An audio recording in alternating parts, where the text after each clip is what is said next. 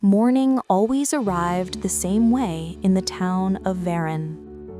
The sea breathed against the rocks, gulls circled the shore, and the horizon stretched like a quiet promise. For Arun, mornings were sacred. He woke before the first light, washed his face in the cold water basin, and lit a small lamp in his workshop. Order, for him, was peace. Routine was safety. He was a craftsman, a maker of clocks, each one tuned to precision, each tick a reflection of his discipline.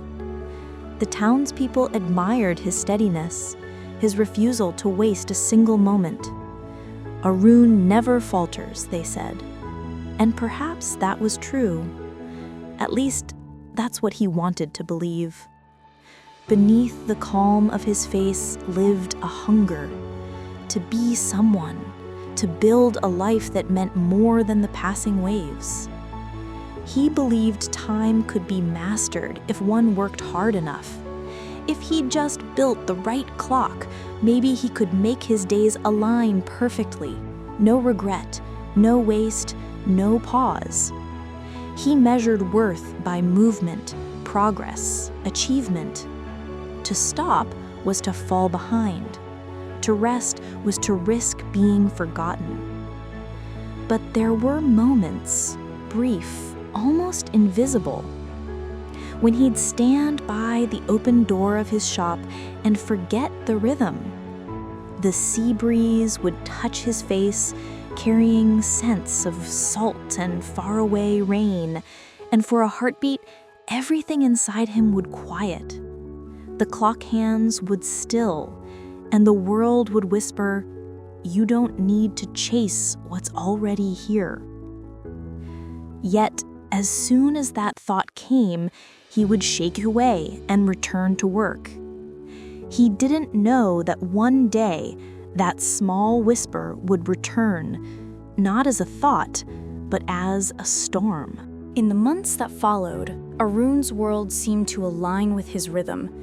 His workshop became the heartbeat of Varon. People came from neighboring towns to buy his clocks. Their ticking filled his home, his mind, and even his dreams. He began to believe he had finally found the formula for peace. Discipline in motion, purpose through perfection. He woke earlier, worked longer, and built finer. The mayor commissioned a great clock for the town square, a structure that would mark not just time, but history. Arun poured himself into it, carving details with trembling precision, losing hours, meals, and sleep to his vision. The sound of hammers, the smell of varnish, the rhythm of gears, it all became his language. For a while, success tasted sweet.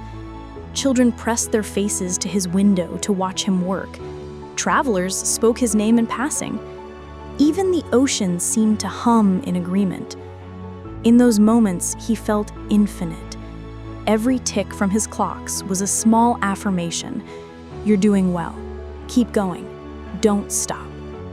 He started wearing his exhaustion like a medal. Friends invited him to the shore, but he waved them away with a smile. Later, he'd say, after I finish this piece. There was always another piece. Always another hour to fix, to shape, to conquer. At night, when the town slept, he'd stare at the great clock in his workshop, half finished, towering above him like a monument to his will. The lamplight flickered against its golden face. He whispered to himself, almost there. When it's done, then I'll rest. But even as he said it, he felt something tighten quietly inside him, a tension between his heartbeat and the ticking he had built. It was as if the clocks had begun keeping time for him, not with him. And somewhere deep down, time was waiting to collect what it was owed. The morning the clock fell silent, the sea was restless. A storm had been crawling across the horizon all night, whispering warnings in the language of waves. But Aaron didn't notice. He was bent over his tools, tightening the final gears of the great clock that would stand in the heart of Varin, his life's work, his masterpiece. The mayor and townspeople had gathered outside, waiting for the unveiling.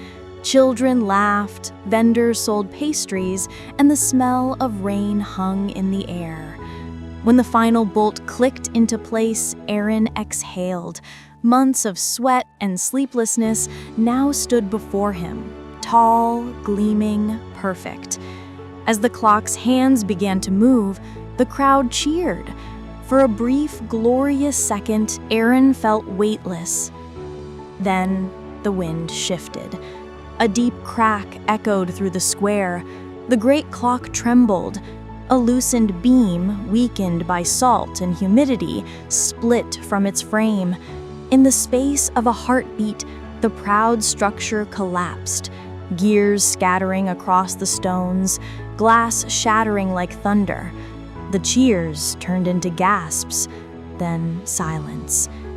Aaron froze. His masterpiece, the one he believed would prove his worth, lay broken before his eyes. A child cried. The mayor turned to him, face pale and unsure. His chest tightened. The air itself felt heavy. The storm above finally broke, pouring rain onto the ruins. He tried to move, to speak, but the only sound that came out was the ticking of the smaller clocks in his shop, faint, distant, mocking. By nightfall, the town square was empty. He sat alone beside the wreckage, drenched, shivering, staring at what remained. All his hours, his certainty, his pride, gone in an instant. He whispered to the rain. It was supposed to last forever, but the wind did not answer. Only the sea, tireless and old, kept breathing against the shore. In the days that followed, Varin moved on, but Arun did not. The townspeople swept the square clean, the mayor spoke kind words, and the sea went back to its gentle rhythm. Yet inside Arun's workshop, time no longer flowed, it looped. He spent his days among the broken gears of the fallen clock, replaying the moment of its collapse over and over, like a cruel echo he couldn't silence. He told himself it wasn't over, that he could fix it, that if he just worked harder, one more night, one more gear, he could rebuild what was lost. He refused to rest, refused to grieve. His hands bled from tightening screws that didn't fit anymore. His eyes burned from sleeplessness. People came to check on him, but he sent them away. "I'm fine," though his voice carried the tremor of a man drowning in his own silence. Sometimes, he would stare at the pieces scattered on his work table and whisper to them like old friends. "You remember, don't you? How perfect it was!" He tried to fit them together, but they no longer matched. It was as if time itself had moved on, leaving him in the ruins of yesterday. The town square, once his pride, became a wound he avoided. He took long detours to keep from seeing it. Yet at night, he'd wander there and sit beside the empty space where the clock had stood. The wind would rustle, the sea would sigh, and he would whisper to the void, "Just one more chance, I'll make it right." But nothing answered. He was trapped, not in failure, but in memory. A craftsman trying to rebuild the past, unaware that time cannot be repaired. It can only be met, moment by moment. And in refusing to see that truth, Arun was losing sight not only of the present, but of himself. It was a quiet evening when the encounter happened, one of those dusks where the light lingers longer than usual, as if reluctant to leave. Arun sat by the shore, his hands stained with oil and failure. He had come there often lately, not to rest, but to escape the accusing silence of his workshop. That evening, a boy appeared, no more than 12, barefoot, carrying a small, broken pocket watch. He stood near Arun, hesitant but curious. "Are you the man who builds time?" the boy asked softly. Arun almost smiled, though the words stung. "I was, but time doesn't want to be built anymore." The boy sat beside him and placed the broken watch in his palm. "It stopped ticking this morning," he said. "Can you fix it?" Arun turned it over, seeing the tiny gear stuck between rusted edges. "It's old," he murmured. "Maybe it's better to buy a new one." The boy shook his head. "It belonged to my father. He said the ticking reminded him to listen." "To what?" Arun asked softly. "To the day," the boy said simply. "He said every tick meant the present was still here." Something in that answer loosened the tightness in Arun's chest. The wind brushed past them, carrying the smell of sea salt and dusk. He opened the watch again, but this time, instead of forcing the pieces, he waited. He listened to the sea, to the boy's quiet breathing, to the stillness between each sound. Then, gently, he moved the gear back into place. The watch began to tick. The boy grinned. "See, it just needed a moment." As the boy ran off, Arun stared at the watch in his hand, its rhythm, steady, alive, present. For the first time in months, he felt the same. The next morning, the sea was calm, unusually calm, as if holding its breath with him. For the first time in months, Arun didn't rush to his workshop. He stepped outside and let the wind touch his face. It smelled of wet wood and early sun, and in that scent, he felt something faint and unfamiliar. Peace. When he finally entered his shop, he didn't reach for tools or sketches. He simply stood and listened. The smaller clocks on his shelves ticked in uneven rhythm, each one alive in its own way. He realized how long he'd been deaf to their song. For years, he had built them to chase perfection, not to honor their voice. He began repairing them one by one, not for sale, not for recognition, but for the quiet joy of returning them to life. Some days, he fixed nothing at all. He would just open the windows, let the air move through the room, and watch the dust shimmer in the light. It was enough. Villagers noticed the change. When they stopped by, he no longer hid behind his workbench. He offered tea, listened to their stories, even laughed softly at their jokes. The boy with the pocket watch visited often, sitting cross-legged on the floor while Arun explained how gears needed patience to move in harmony. At night, instead of obsessing over what he lost, he began walking to the shore. He'd watch the waves fold over themselves, breaking, reforming, flowing, each one letting go without struggle. Slowly, he began to understand. Time wasn't his to command. It was something to accompany, like a song you hum without needing to control.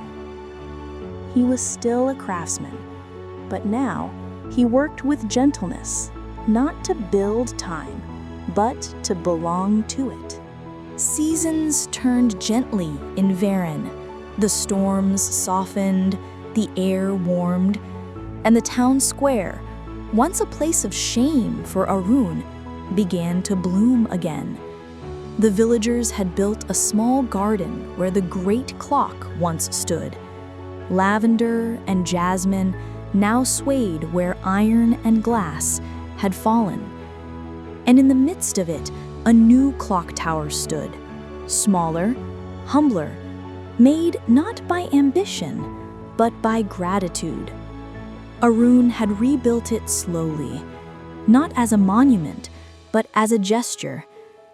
Every morning, he wound it carefully, smiling at its simple design. It wasn't grand, it didn't gleam, but it ticked in rhythm with the sea, the town, and his own heartbeat. He no longer needed it to prove anything. It was simply there, a reminder of time's gentle pulse. People noticed the difference in him. Children would find him sitting by the garden, sketching or carving little wooden birds. Travelers still sought his craft, but now they came not for perfection, they came for warmth. Each clock he made carried something new, a softness, a story, a piece of stillness. One morning, as the sun broke the horizon, Arun sat by the shore with Du Bois, now older, taller, still carrying the same pocket watch. They listened together to its ticking, faint beneath the cries of gulls. "Do you still listen to the day?" the boy asked, with a grin. Arun smiled, eyes on the horizon. Every moment, every sound, every silence. Time doesn't need to be built. It just needs to be lived. The sea shimmered gold, reflecting a man who had finally stopped chasing. His discipline had transformed into devotion, not to achievement, but to presence. And as the waves whispered their endless rhythm, Arun realized something profound.